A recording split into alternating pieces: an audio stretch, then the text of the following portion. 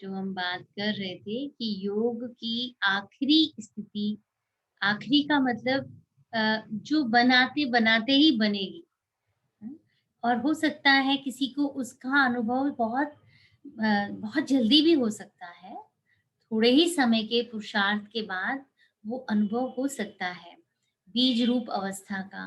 क्योंकि ये अवस्था उन दिनों ख़ास बन सकती है, जब एक लंबे समय का कोई योग का अभ्यास कर रहा हो। बहुत अच्छी जिसकी स्थिति काफ़ी समय से बन चुकी हो और जिसको कम से कम 2 घंटा बैठने का अच्छा अभ्यास होगा, उन उस समय पर वो लक्ष्य लेकर जब बैठते हैं, तो उसमें कुछ क्षण बीच-बीच में वो बीज रूप अवस्था का स्पर्श वो आत्मा करेगी। बीज रूप अवस्था सतत नहीं होती, लेकिन जैसे कि ये वृक्ष की वो ऊँची सबसे ऊँची डाल पर लगा वह फल है, जो कभी-कभी ऐसा लगता है बस अब टच हुआ,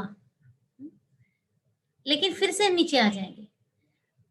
पर वो जो 1 क्षण की भी, 2 सेकंड की भी, 5 सेकंड भी अगर किसी को वो अनुभव हो पाता है, अच्छा है, बहुत अनुभव।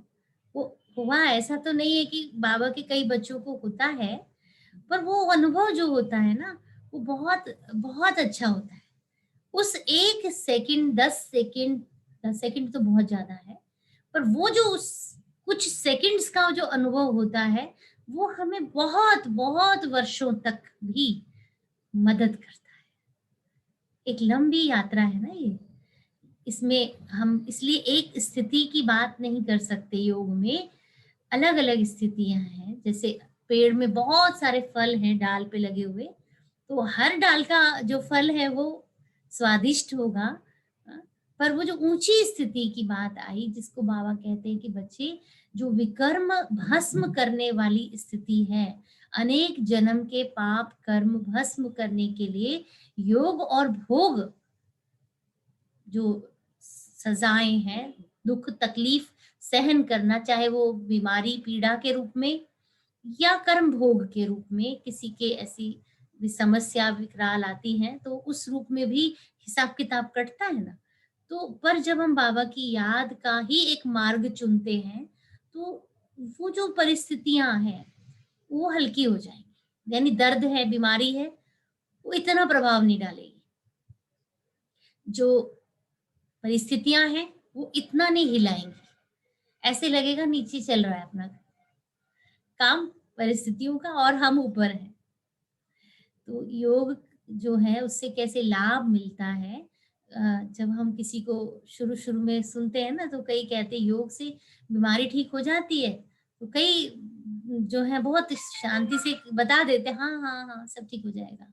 सब दुःख की चिंताएँ सब समाप्त हो जाएँगी, हाँ, हाँ, सब हमारे जो मनोरथ हैं वो सफल हो जाएँगे। तो कहते हैं हाँ, वो भी सब हो जाएँगे, मनोरथ भी पूरे हो जाएँगे। तो जब समझते हैं कि इतने सारी चीज़ें योग से हमको प्राप्त होंगी, तो क्यों ना हम ऐसे योग को जल्दी-जल्दी करें। परंतु जब कई योग अभ्यास में आगे बढ़ते हैं, तो शुरू-शुरू की अब इनिशियल बात बताती हूँ कि शुरू-शुरू में कई लोग बैठते हैं योग में। उनकी बुद्धि में अभी शायद ज्ञान भी पूरा क्लियर नहीं होता है। इसीलिए कइयों का ये प्रश्न उठता है। मैंने कहा था कि हम कुछ प्रश्न भी ले सकते हैं। प्रश्न उठता है कि जब हम योग में बैठते हैं तो यहाँ हमारे सिर में बड़ी ज़ोर से दर्द उठता है। सिर दर्द या भारीपन-सा होता है और जब हम योग से उठकर कोई भी काम में लग जाते हैं तो वो दर्द भी गायब हो जाता है ना? ये एक प्रश्न ये मैं समझती हूँ ये उन लोगों के साथ में होता है जो बहुत नए-नए होते हैं और ज्ञान की गहराई इतनी ना होने पर वो बैठ तो जाते हैं, लेकिन वो बैठना उनके लिए एक भारी सिर दर्द सा जैसे एक हैवीनेस का कारण भी बन सकता है। तो उनके लिए उस समय यही है कि आप हल्के गीत चला लीजिए बाबा के कोई ऐसे और गीत के साथ-साथ में उस शब्दों के भाव को पकड़ें और उसके मतलब यही है कि ज्ञान की स्थिति को अपनाएँ, चाहे छोटे-छोटे ज्ञान के गीत हैं, वो टॉपिक्स हैं। भई कभी बाबा कहते हैं भई ज्ञान में क्या है बाबा हमें कभी भाग्य की बात बता रहे हैं हमको। कई गीत हैं ऐसे ना, कई गीत हैं जो हमारे भाग्य का हमको वर्णन दे रहे हैं, संगम युग के बारे में बता रहे हैं, ब्राह्मण जीवन के बारे में बता रहे हैं, एक-एक गुण के बारे में बता रहे हैं। तो भाव तो यही है कि हम उस एक पॉइंट की गहराई में जाकर के उसका मनन करें। अनेक संकल्प जब चलते हैं, तो उससे होता है भारीपन। कम संकल्पों से योग शुरू करें, लेकिन फिर कई कहते हैं हम ज़्यादा आगे नहीं जा पाते इससे। उसका भी कारण यही है कि वो अभी बहुत नए हैं, उतनी आगे की यात्रा नहीं कर पा रहे हैं क्योंकि उनके अनुभव उतने नहीं हैं अभी। तो या तो वो बहुत आगे अभी जाएँ और या वो थोड़े समय में यदि आगे जाना चाहते हैं, तो जो कहीं न कहीं से सहयोग लें, यानी ज्ञान की गहराई में उतरें, ज्ञान का मनन चिंतन शुरू करें और अधिक से अधिक ज्ञान की जो पॉइंट्स हैं उनमें रहें। बाबा से सर्व संबंध जोड़ना एक बहुत अच्छा अनुभव को आगे बढ़ाने का एक बहुत अच्छा साधन हो सकता है कि बाबा मेरा कौन है या मैं बाबा की कौन हूँ। ये भी तो होता है ना, बाबा मेरा है, बाबा मेरा है, पर मैं बाबा की कौन हूँ ये भी तो होता है, दोनों चीज़ों का फ़ायदा है ना उसमें। अब बाबा आप मेरे शिक्षक हैं, बाबा आप मेरे सुप्रीम गुरु हैं। अच्छा, बाबा कहते तुम मेरे शिष्य हो, तुम मेरे स्टूडेंट हो। हम स्टूडेंट ना बने और बाबा मेरा टीचर है, टीचर से मुझे ज्ञान की बहुत सारी बातें मिलनी चाहिए, गुरु से मुझे मार्ग प्रदर्शना मिलनी चाहिए, वो तो है। लौकिक में भी कहते हैं ना टू वे होना चाहिए, दोनों से तरफ से संबंध होता है। तो ऐसे ही संबंधों की फिर बहुत गहराई है, एक-एक टॉपिक तो नहीं ले सकते, पर सर्व संबंधों का जो अनुभव है बाबा के साथ, वो एक कंप्लीट विषय है। उस एक विषय की जब हम गहराई में जाएँ, तो बाबा से सर्व संबंध क्या है? मान लीजिए आप काम कर रहे थे किचन में या ऑफ़िस में काम कर रहे थे, तभी आपने देखा कि बहुत सारा काम दे दिया आपको किसी ने, हुँ, और या किसी ने लैग पुलिंग की, आपके काम को एप्रिशिएट नहीं किया, तो वो उस समय खराब लग रहा होता है। तो जो बाधाएँ आती हैं, उस समय फिर बाबा याद आकर और बाबा से बातें कर रहे हैं। और वो जो अनुभव बाबा से हमको फिर मिलता है कि वो काम कब खत्म हो गया पता ही नहीं चला। तो बाबा हज़ार भुजा वाला है, वो कैसे आकर के मदद करता है, अनुभव हुआ। जो दुआओं का खाता है वो हमें अनेक आत्माएँ हमारी सहयोगी बन गई और उस काम में हम अकेले नहीं रहे जो हमें लग रहा था कठिन है। तो ये जीवन के फिर अनुभव बनते हैं। पर सबसे पहले निश्चय तो ये रखा ना कि बाबा मेरा सर्व संबंधी है।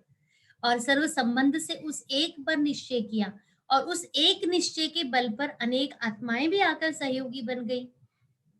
बाबा ने अनेक संबंधों से आकर के वो जीवन में भरपूरता का अनुभव कराया और फिर जब वो अनुभव हमारे जीवन में या वो कई कहते हैं कि हमने तो सोचा था ये होगा नहीं फिर भी हमने बाबा पे छोड़ दिया था और वो कार्य इतना अच्छा संपन्न हुआ। अब बताइए योग लगेगा कि नहीं? फिर मन करेगा ना उसके पास जाकर थैंक्स करने का। बाबा को और प्यार से देखेंगे, बाबा चतुर सुजान बाबा आप तो कल्याणकारी हो। आपने तो हमने तो इतना भी नहीं सोचा था और आपने तो तुम्हारे लिए इतना सुंदर प्लान बनाया हुआ था। तो वो और नज़दीकी आ गई ना। तो ये कभी भी नहीं सोचना चाहिए कि हमारे सामने परीक्षा आई या ये पेपर क्यों आया, ऐसी परिस्थिति क्यों आई। ये एक ऐसा स्टेप है जिससे बाबा के नज़दीक जा रहे हैं। जब पेपर देकर बच्चा घर आता है तो कितना खुश होते हैं ना माता-पिता। अच्छा कैसा हुआ, कैसा हुआ? कहते हैं मेरे इतने नंबर आए, तो उसको प्यार मिलता है। और तो ऐसी जब परीक्षा आती है तो बाबा से हमें एक्स्ट्रा सहयोग जो मिलता है वो लेना चाहिए। अभी आप देखिए जब जिन दिनों परीक्षा का समय मतलब कोई ऐसी परिस्थिति चल रही होती है, अमृत वेला भी बहुत बढ़िया होता है। हुँ? अमृत वेला सबसे अच्छा होगा। कई कहते हैं रात को नींद नहीं आ रही, बाबा की ही याद आ रही है, बस ऐसे लगता है बाबा ये कहा रहे। तो उन दिनों योग भी बहुत अच्छा होगा, अलर्टनेस भी बहुत होगी, सुस्ती भी नहीं होगी, जो भी बस संकल्प है उसके हम चाहे सोमान लिखने में अपना समय बिताएँ, क्योंकि पता है ना ये परीक्षा आई है तो सब तरफ से इसमें मेहनत करनी है और फिर वो परीक्षा पार हो जाती है, नॉर्मल डेज़ हो जाते हैं, तो फिर हमारा उतना पुरुषार्थ नहीं होता, फिर हम कहते हैं बाबा आपने तो उस समय बहुत मदद की। वो मदद बाबा ने तो की, लेकिन बाबा ने मदद क्यों की? क्योंकि वो परीक्षा आई और हम अलर्ट हो गए अंदर से। हम बहुत सतर्क हो गए और हम चारों ओर से बस किसी से कोई बात हो भी जाती थी, मुख से बोल भी देते थे किसी को, अब हम ध्यान रखते हैं नहीं, नाराज़ नहीं करना किसी को। किसी को ऐसा नहीं बोलेंगे। तो हमारा अपने व्यवहार पर, अपने स्वभाव पर कितना अटेंशन हो जाता है कि नहीं, अगर हम इनको ऐसा बोलेंगे तो ये ज्ञान के लिए क्या सोचेंगे, है ना? तो अपने ऊपर और ज़्यादा अटेंशन हो जाता है कि नहीं, अब हम बाबा के बच्चे हैं ना, हमको ऐसा नहीं बोलना, ऐसा नहीं चलना है। तो और ज़्यादा अपने ऊपर ध्यान हो जाता है और हम कहते हैं, "बाबा आपने शुरू-शुरू में तो बहुत मदद की हमको और आप आज मदद ही नहीं कर रहे हमको अब।" ऐसा भी कई कहते हैं ना बाबा के बच्चे की, "बाबा आप तो मदद ही नहीं कर रहे।" तो बाबा क्या कहते हैं इस पर, जैसे जब छोटा बच्चा होता है ना, बाबा कहते हैं छोटा बच्चा होता है ना जब, तो उसको गोद में रखते हैं, उसको बड़े प्यार से खिलाते हैं, उसको बहुत-बहुत लाड मिलता है, उसका बहुत ध्यान रखा जाता है। लेकिन जब वो बच्चा अभी चलने के लिए तैयार होता है, उसको चलना सीखना होता है, तो फिर उसको धरती पर पैर रखा जाता है उसका। और जब वो धरती पर पैर रखता है, तो ऐसा नहीं होता कि माता-पिता उससे दूर होते हैं, लेकिन वो इधर से, उधर से उसको देखते हैं, सहयोग देने के लिए तत्पर होते हैं, लेकिन वो चाहते हैं कि अपने पाँव पर चले। तो आरंभ के कई कहते हैं 6 महीने तो बाबा ने हमें उड़ाया, ऐसे हल्का करके कि कोई भी परिस्थिति नहीं, सबका प्यार मिला, सब ऐसे अनुभव मिले और हम बहुत अच्छा ऐसे लग रहा था, ये तो ज्ञान मार्ग बहुत आसान है और हम तो उड़ते हैं ऐसे। योग भी बहुत अच्छा लग रहा था, कोई मुश्किल ही नहीं हुई, अमृत वेला करने में कभी सुस्ती नहीं आई। लेकिन ये क्या हुआ कि जब 1 साल होने वाला है, अब हमें 2 साल होने वाले हैं, तो फिर अब हमारा अमृत वेला भी मिस होने लग गया है। जबकि हमको पता है कि जन्म-जन्म की कमाई का समय है ये हमारा। सृष्टि का संगम युग, कितना सुंदर अमृत वेला है और उसमें भी एक खूबसूरत वेला, अमृत वेला है। इस समय तो हमारी आँख बंद होनी ही नहीं चाहिए। हमें सुस्ती क्यों आ रही है जबकि हम 8 घंटे, 6 घंटे सो चुके हैं। अपने अंदर से खुद को हिलाएँगे, अलर्ट करेंगे कि ये क्या हो गया? तो बाबा अब हमें चलना सिखा रहा है। बाबा अब हमें मदद कर रहा है, लेकिन बाबा चाहते हैं कि बच्चे आज अब अपनी पाँव पे खड़े हों। अब दूसरों के सहयोगी कैसे बनेंगे? दूसरों के भी तो इनको मददगार बनना है ना, कब तक ये केवल ही बाबा से ही जो है लाड प्यार से चलते रहेंगे, इनको खुद भी स्ट्रॉन्ग बनना चाहिए। तो इस तरह से बाबा की मदद मिलती है, लेकिन उस मदद का अनुभव, जैसे बच्चा बड़ा होगा, तो कई बार वो मूंझता है, वो कहता है कभी आप तो मुझे कहते हो तुम छोटे हो चुप रहो, और कभी आप मुझे कहते हो इतने बड़े हो गए हो, तुम्हें समझ नहीं है। तो बाबा की जब मुरली हम सुनते जाते हैं, आगे बढ़ते जाते हैं, तो कभी-कभी ऐसा लगता है बाबा डाँट लगा रहा है, डाँट पिला रहा है आज बाबा। और कभी-कभी ऐसा लगता है कि बाबा कहता है बच्चे, छोटे बच्चे बनो, ज़्यादा मत सोचा करो, बुद्धि मत चलाया करो ज़्यादा। तो वो स्थिति भी आती है ना। फिर बाबा कहते हैं बच्चे महारथी बच्चे, सेवाधारी बच्चे, तो सर्विस पर जब हमें उपस्थित करता है बाबा, तो फिर हम कहते हैं देखो सेवा तो बाबा की बहुत अच्छी थी, हमने दिल से सोचा था कि हम समर्पित होंगे, हम बाबा की सेवा में आएँगे, लेकिन सेवा में आते हुए अनेक प्रकार के विघ्न आएँगे, ये तो नहीं पता था। ये तो नहीं समझा था, इतनी परीक्षाएँ आएँगी, इतने लोगों के स्वभाव अलग-अलग सहन करने भी होंगे। कोई हमारी सेवा से खुश होगा और कोई नहीं भी होगा, ये भी होगा, ये तो हमने नहीं सोचा था। तो कई तरह की फिर हमें आगे बढ़ने में, और फिर बाबा की मुरली सुनते हैं, गहराई से और बड़ों के अनुभव क्लासेस मिलती है, फिर लगता है कि नहीं, अब बाबा हमें मैच्योरिटी के लेवल पर आगे बढ़ा रहे हैं। अब बाबा कहते बच्चे सर्विसेबल बनो। क्या बच्चों की तरह, छोटे-छोटे बच्चों की तरह से जो है करते रहते हैं। अभी थोड़ा बड़ा बनना है, बाबा की प्रत्यक्षता करनी है। तो इस तरह से योग के तो फिर और गहराई के अनुभव बहुत हैं। मैं समझती हूँ टाइम कितना बचा है, कैसे पता चलेगा? तो उसमें बहुत सारी चीज़ें हो सकती हैं, लेकिन आप सब भी कम अनुभवी नहीं हो। हम तो देखते हैं ना, मिलते हैं जब आपसे या देखते हैं आप लोगों की दृष्टि लेते हैं आप, क्योंकि कई बार आप सोचते हैं ना कि हम बैठे योग में, लेकिन हमें लगता है इनसे दृष्टि लो। बहुत अच्छे-अच्छे अनुभव होते हैं। बाबा जैसे इनको देख रहा है, अनुभव करा रहा है, तो ये आत्माएँ कोई साधारण नहीं है। एक बार किसी ने कहा था कि जब कोई ज्ञान में चलता है ना और वो शुद्ध भोजन खाता है, उसको 1 साल हो जाता है और वो पवित्रता का भी जीवन अपने संयम से चलने लग जाता है। 1 साल, 2 साल उनके जीवन में हो जाता है, तो उनके वाक्य सिद्ध होते हैं। उनके वाक्य सिद्ध होते हैं, लेकिन अगर वो अपने वाक्य सिद्ध कराने में चले गए, तो फिर माया आ जाती है। यानी सिद्धि आने लग जाएगी, पर हमें यही थोड़ी कच्चा फल खाना है। बाबा ने ये भी तो बोला हुआ है, बच्चे अभी यहाँ नहीं, कि जैसे योग में बैठे हैं या अपने पुरुषार्थ में है, तो कहते हैं बाबा ये ना ऐसे हो जाए।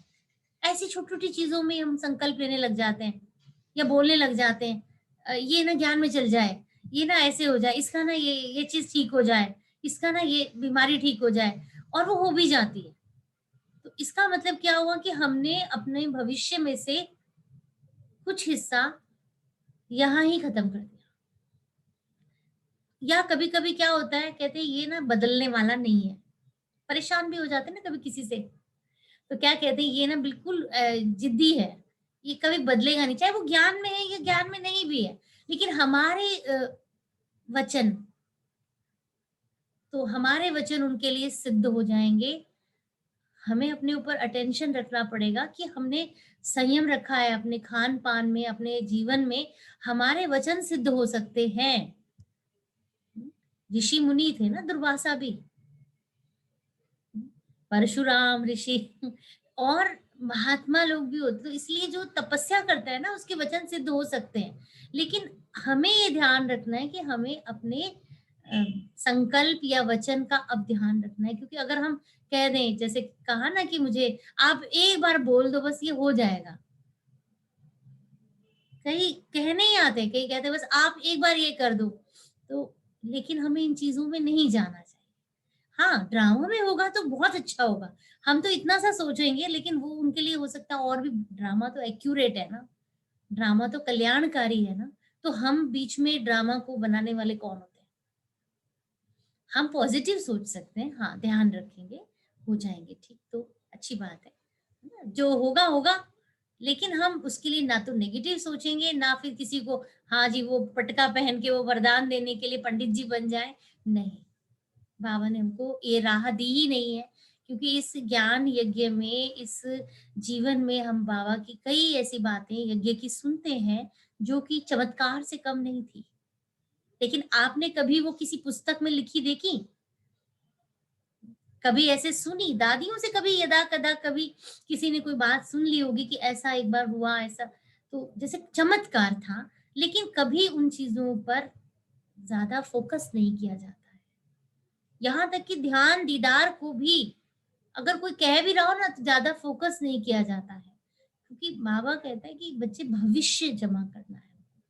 हमको 21 जन्म की जो है जमा पूँजी हमको करनी है, ना कि इस समय छोटी-छोटी चीज़ों में, हाँ, ये व्यक्ति ऐसा है ना, ये इसका ये हो जाएगा, ये हो जाएगा, ये तो बहुत-बहुत अल्पकाल की चीज़ें हैं। और बाबा हमें जो पहुँचा रहा है ना जहाँ, वो बहुत ऊँची चीज़ है। इसीलिए ज्ञान तो बहुत गंभीरता का नाम है, ज्ञान और योग का जीवन। बाकी मैं समझती हूँ अभी टाइम भी, कितना टाइम हो गया? हाँ, 7 बज चुके हैं, तो अपना लक्ष्य भी पूरा हो गया। पर अभी मैं समय का नहीं पता चल रहा है, रूपा बहन अगर हैं तो आएँ? नहीं, ये कितना टाइम इसमें बचा है, कैसे देखेंगे हम? कितना समय बचा हुआ है? अच्छा, होगा अभी 10 मिनट, शायद 15 मिनट होंगे ना? ठीक है, तो अच्छा जी। फिर भी कौन बताएँगे, 20 मिनट हैं अभी ना, 20 मिनट में हमने योग की भी बातें अभी की हैं, योग नहीं लगाया या लगाया, तो कुछ बातें अनुभव की भी की जाए। तो सबसे अभी हम देखते हैं सामने, सामने जो दिख रहे हैं हमको, वीडियो तो नहीं खुले सबके? अच्छा, अच्छा।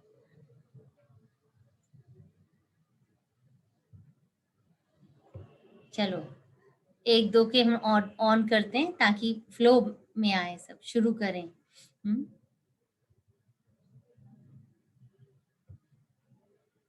जी, राजवीर भाई आपका मैंने किया अनम्यूट? है अनुभव बाबा की मदद का?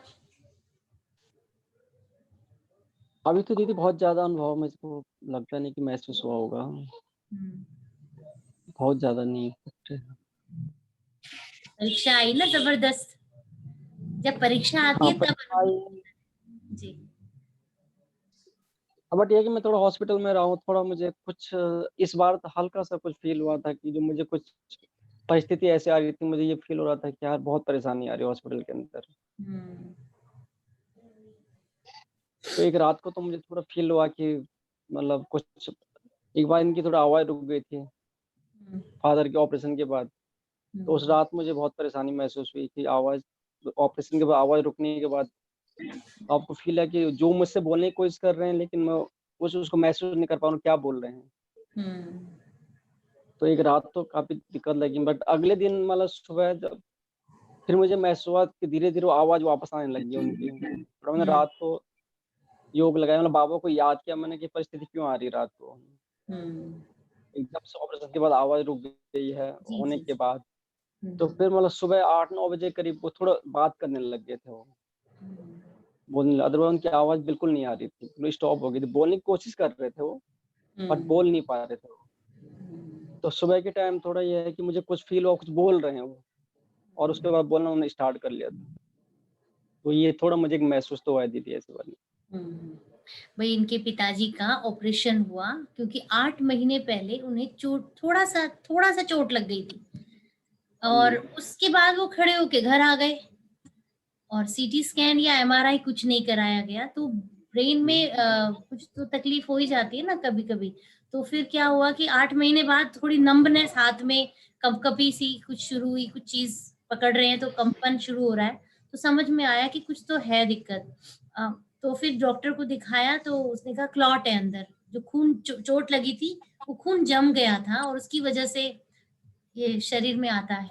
तो इसलिए ऑपरेशन तुरंत कराना है। ये सब चीजें इनके ऊपर आ गई, और अपोलो हॉस्पिटल में अभी ऑपरेशन हुआ। तो जब कोई ऐसी घटना घटती है, ऑपरेशन की स्थिति आती है, या एक व्यक्ति कितना क्योर हो पा रहा है या नहीं, उसका रिजल्ट सामने से दिखता है, तो वो भी कई बार आता है। जी विजय भाई, बाबा की योग में मदद, परीक्षाएं भी हैं ठीक है, लेकिन योग।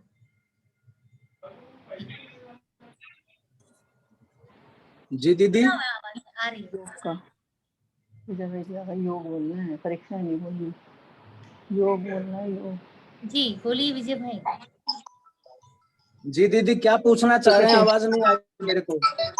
मैं ये पूछ रही हूँ कि बाबा की याद का अनुभव, योग में मदद का नहीं, याद का। वो तो हमने उनसे पूछ लिया। जी। जी याद का। याद का अनुभव हर रोज होता है दीदी। जैसे सही। अभी कुछ दिन से मैं पर्सनली एक अभ्यास करता हूँ। बाबा अभी हमें, हर बच्चे को, हर ब्राह्मण को, चाहे वो 2 दिन का है, चाहे वो 50 साल का है, 40 साल का है, 30 साल का है, संपूर्ण रूप में देखना चाहते हैं। और आपने जो बताई स्टेप, आपने तो एलकेजी से लेके और बीए तक का सारे स्टेप बता दिए, 4 सीढ़ी बता दी उसमें। और वैसा ही अभ्यास मैं भी करता हूं कि मैं सबसे पहले संकल्प लेता हूं, सबसे पहले 2 मिनट के लिए संकल्प लेता हूं कि शरीर से डिटैच होना। पहले हमें 15 मिनट 20 मिनट लग जाता था शरीर से डिटैच होने में। अब 2 मिनट भी ज्यादा से ज्यादा 1 मिनट में, हमारी मानसिक स्थिति के ऊपर डिपेंड करता है। कभी कभी तो आधे मिनट में वो स्थिति बन जाती है, कभी कभी 2 से 3 मिनट लग जाता है। सम्मान लेते हैं सबसे पहले। मैं आत्मा, कौन सी आत्मा? पवित्र आत्मा। जब पवित्र आत्मा आती है रियलाइजेशन में, बोलने में नहीं, महसूसता होती है, तब वो मनन चिंतन भी और वो एकाग्रता भी, एकाग्रता तक हम कम समय होता है तो एक लक्ष्य लेके चलते हैं कि आज तो मेरे पास इतना ही समय है, मैं इतना ही समय में अच्छी अनुभवी आत्मा बनने की कोशिश कर रहा हूं, मेरी कमाई जमा हो जाए।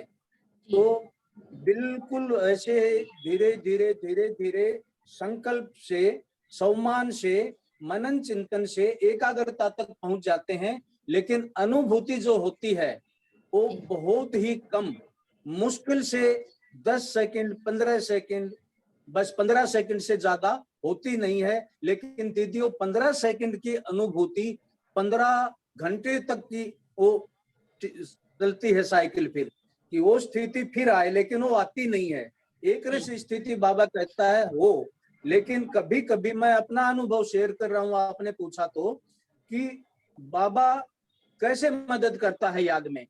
अब हम संपूर्ण तो बने नहीं है, हम कितना भी कंसंट्रेट करें, एकाग्रता तक पहुंचे, लेकिन मन में ख्याल आ जाता है कि वो प्रॉब्लम चल रही है, भले ही वो शुभ है, भले ही वो सेवा की है, भले ही बाबा के स्थान की है, लेकिन उस समय तो योग की अनुभूति करनी है ना। सेवा तो तीसरा सब्जेक्ट है ना, दूसरे सब्जेक्ट की हम अनुभूति कर रहे हैं, उसमें तीसरा सब्जेक्ट भी बीच में आ जाता है, तो बाबा एकदम से टचिंग देता है कि बच्चे इस समय तुम क्या कर रहे हो, कहाँ हो, वो कहाँ हो, ऐसी ये महसूस कराता है बाबा हमें, और फिर हम अपने फुल स्टॉप लगा करके उसी मोड में आ जाते हैं। ओम शांति। जी रमेश भाई जी, गीता बहन, दोनों बताइए एक एक कर, क्योंकि जिनकी लंबी यात्रा है, छोटी है, सभी अनुभव करते हैं, मुझे मालूम है। वो अनुभव मन बाबा से याद में डिटैच होना, उसके लिए क्या विशेष पुरुषार्थ चलता है, या बाबा से अटैच होना, यहाँ से डिटैच होने का पुरुषार्थ और बाबा से अटैच होने का पुरुषार्थ, और उसे पकड़ के रखने का पुरुषार्थ क्या है? जी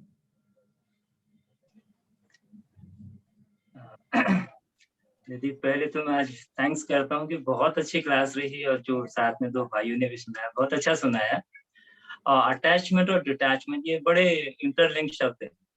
मैं डिटैच यहाँ से होंगे तभी हम लोग अटैच हो पाएंगे बाबा के पास। और मेरा व्यक्तिगत पुरुषार्थ भी यही रहता है, शारीरिक संबंधों को अब जो है दैहिक रूप से देख करके, जैसे मेरे माता है, पिता है, बच्चे हैं, अब मैं यही देखता हूँ कि एक ईश्वरीय परिवार है, दैवी परिवार है, तो बहुत अच्छा अनुभव होता है कि सभी अपने लगते हैं, है ना। तो ये एक बहुत अच्छा पुरुषार्थ है। साथ साथ कुछ दिनों से मेरा व्यक्तिगत अनुभव ये रहा, जब से लॉकडाउन रहा है, पहले का भी अनुभव, लेकिन इतने बीच में उस चीज की पहले होता था, बट अभी उस चीज का अनुभव के साथ, फीलिंग के साथ, जैसे बाबा की अव्यक्त मूल्यों का जो चिंतन मनन चलता है सुबह का, तो उससे मुझे बहुत अच्छी अनुभूति है। और साथ में जो ये डिटैचमेंट की बात है आपने, तो शरीर के संबंधों से, इन बातों से डिटैच होना ही मैं समझता हूँ अटैचमेंट की पहली सीढ़ी है ना। तो बाबा कितने प्यार से, जैसे सुबह दादियों की भी आज क्लास आती है आजकल, अगर हम देखें तो सुबह 5 बजे से बहुत अच्छी क्लास आती है गुलजार दादी की, अपने 5 से 5:20 तक आती है अवेकनिंग में।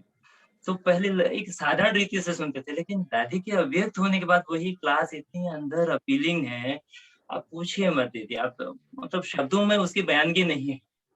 तो बहुत ही बड़े प्यार से दादी एक शब्द बोलते हैं, ऐसा लगता है पूरा अंदर तक लगता है वो बात हमको।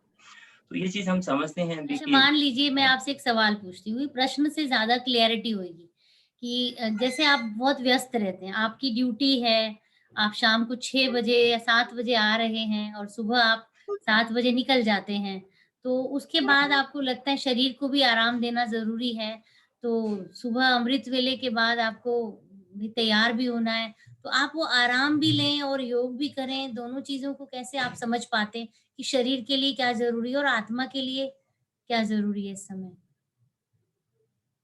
मुझे आराम लगता तो है कि ये कर मानसिक हाँ, ये मुझे लगता है कि दीदी मानसिक स्थिति ज्यादा है।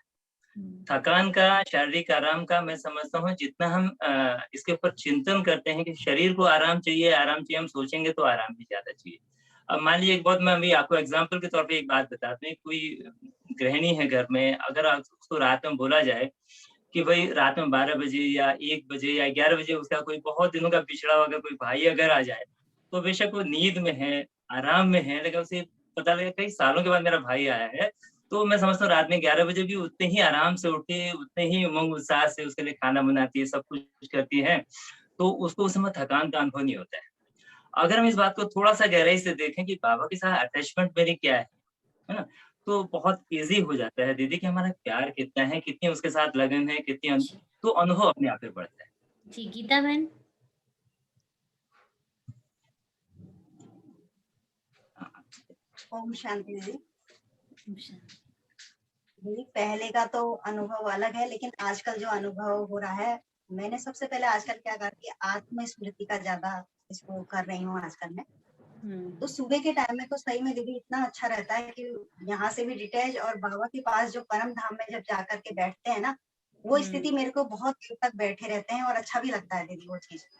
तो यहाँ जब नीचे भी आते हैं तो देखते हैं कि सुबह के टाइम से ही अपना आत्मा, हर एक को आत्मा देखने का विचार है, चाहे कोई रमेश भाई हैं, बच्चे हैं, घर में कोई है। तो अभी मेरा ये चल रहा है कि मैं पहले घर से इस चीज को शुरू करूँ कि कितनी देर तक मैं आत्मस्मृति में खुद भी रहती हूँ और अन्य आत्माओं को भी देखती हूँ। तो इसकी अनुभूति सही में दीदी बहुत अच्छी होती है, भले वो 10 मिनट 15 मिनट होती है, लेकिन बहुत अच्छी होती है। ओम शांति। बहुत अच्छा। जी रितु बहन, आप बताइए कुछ, क्या चल रहा है पुरुषार्थ? दीदी अच्छा चल रहा है। मैं बस इतना ही कह सकती हूँ कि जब मैं शुरू में मोहन नगर सेंटर आई थी, जब मैं ज्ञान में जुड़ी थी 2 साल पहले, तब मेरा मन नहीं होता था वहां आने का। मैं जब पहली बार मोहन नगर सेंटर आई थी, तब मेरे वहां कदम रखती सिर में दर्द होने लगा था। इतना तेज दर्द हुआ था तो मैं सोचने लगी थी अब मैं वहां कभी नहीं जाऊंगी, ये ज्ञान भी नहीं समझूंगी। लेकिन अब आप देखिए मैं यहाँ जुड़ी हुई हूँ और धीरे धीरे मेरी स्थिति बहुत अच्छी होती जा रही है। अब तो 1 साल भी होने ही वाला होगा शायद कि मैं अमृत वेले भी कर रही हूँ और एक भी बार मिस नहीं करने सोचती हूँ। बहुत अच्छा दी, अब समझ में आ रहा है ना हमको भी कि देखो जी पुरुषार्थ चल रहा है, अच्छा है। बाकी भी जी जी सबके जी। अंदर हम जो विशेषताएं देखते हैं, क्योंकि अभी इतना समय तो नहीं है कि सबसे ही पूछे। तो भगत भाई जी आप बताइए, क्या विशेष पुरुषार्थ चल रहा है आजकल याद का? दीदी ओम शांति। आप मेरे से ओम। पूछेंगी? जी बोलिए। दीदी ओम शांति। आवाज आ रहा है दीदी? ओम शांति। आ रही है आवाज, आ रही है। दीदी ये है कि जब बाबा के पास योग या कनेक्शन के लिए बैठते हैं तो पहले अपने आप को आत्मिक स्थिति कि मैं एक आत्मा हूँ, परम पवित्र आत्मा हूँ, मैं आत्मा परम पिता परमात्मा जी का श्रेष्ठ संतान हूँ। तो इस तरह से करके कहने से ऑटोमेटिकली कनेक्शन और आत्मिक स्थिति की अवस्था आ जाती है। और फिर सृष्टि चक्र का या तो 5 स्वरूप है उसका फिर धीरे धीरे ये सब होने लगता है, लेकिन बहुत आनंद आता है, बहुत आनंद आता है। बहुत अच्छा। चलिए और भी हैं, शालिनी बहन बताएंगे 1 मिनट में?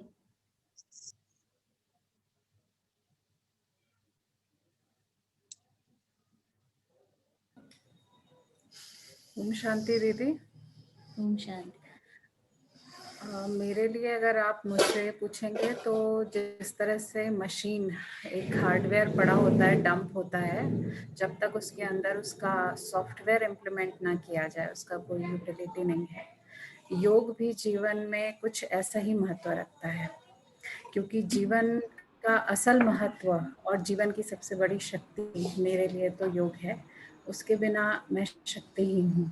तो फिलहाल तो मैं यही कह सकती हूँ कि शक्ति का स्रोत, मूल स्रोत से जुड़ जाना ये सबसे बड़ा सौभाग्य है। ओम शांति। मोना बहन। ओम शांति। ओम शांति। पहले तो ये कि दुनिया में रहते हुए भी मैंने जब बाबा से मिली, बाबा का जो पापा पे निश्चय करने के बाद उसका जो प्यार मिला, उसके बाद जो बाबा ने अनुभूतियां कराई, तो जीवन में जितनी भी अनुभूतियां उससे हुई, तो जो प्राप्ति हुई अंदर में, जो जो खुशी हुई, उसको जब कंपेयर किया तो समझ में आया कि कुछ भी नहीं मिल रहा था। और आगे बढ़ते बढ़ते बाबा के साथ जुड़ो तो बस जो मिलता है, फिर उसके बाद परिस्थितियां सब कैसे पार हुई। आज कोई मुझसे पूछे तो मुझे लगता है कोई परिस्थितियां आई ही नहीं जीवन में, कुछ घटनाएं याद ही नहीं कि कुछ कोई आई। बाबा ने संबंधों, रिश्तों सबको इतनी आराम से निकाला और इतना प्यार वो देता है कि कहीं और देखने की जरूरत ही महसूस नहीं होती है। ऐसा को कंपेयर कर ही नहीं सकते किसी चीज से बाहर से। और बाकी समय इतना कम है, उसको याद करें कि अब तो कुछ भी नहीं बचा है। अब तो हम जितना ले सकते हैं उसको, जितना उसको प्राप्त कर सकते हैं करिए, बस यही पुरुषार्थ रहता है। ठीक है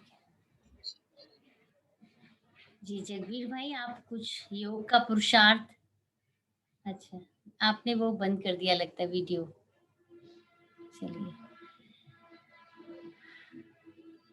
प्रीति बहन, आप क्या कर रहे हैं आजकल पुरुषार्थ में?